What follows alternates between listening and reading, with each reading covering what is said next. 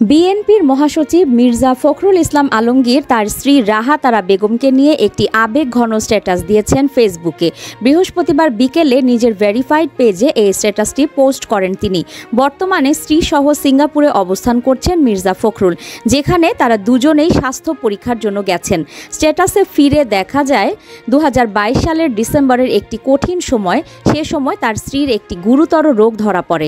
অস্ত্রোপচারের দিন নির্ধারিত ছিল 10 ডিসেম্বর, কিন্তু তার দুদিন আগে রাত 3টার দিকে তাকে নিজ বাসা থেকে তুলে নিয়ে যায় আইন শৃঙ্খলা বাহিনী।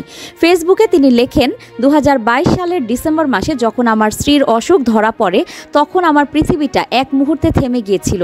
তিনি আমাদের পরিবারের মূল স্তম্ভ। আমি দ্রুত অস্ত্রোপচারের সিদ্ধান্ত নিই, কিন্তু অস্ত্রোপচারের আগের রাতে আমাকে গ্রেফতার করা হয়। মির্জা ফখরুল জানান, অস্ত্রোপচারের সময় তিনি ছিলেন কারাগারে। তার মেয়ে ঢাকায় ছুটে আসেন এবং পরিবারের পক্ষ থেকে শুধু তার কন্যারা ও চিকিৎসক AZM জাহিদ হোসেন হাসপাতালে উপস্থিত ছিলেন। ভারপ্রাপ্ত চেয়ারম্যান তারেক রহমান সহ পরিবারের অন্য সদস্যরা ফোনে খোঁজখবর রাখছিলেন। তিনি আরও বলেন, আমার স্ত্রী সবকিছু অসীম ধৈর্য ও হাসি মুখে মোকাবেলা করেছেন।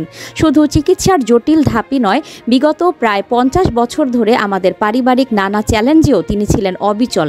সবশেষে তিনি জানান, সিঙ্গাপুরে চিকিৎসকরা আসার কথা জানিয়েছেন যে বর্তমানে সবকিছু ভালো দেখাচ্ছে, তবে 6 মাস পর আবারও ফলো আপের প্রয়োজন হবে।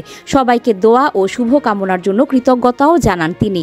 উল্লেখ্য, 32 দিন কারাভোগের পর 2023 সালের 9 জানুয়ারি মির্জা ফখরুল মুক্তি পান। 2025 সালের 6 এপ্রিল স্ত্রীকে নিয়ে আবার সিঙ্গাপুরে যান তিনি স্বাস্থ্য পরীক্ষার উদ্দেশ্যে। নিউজ ডেস্ক, সংযুক্ত।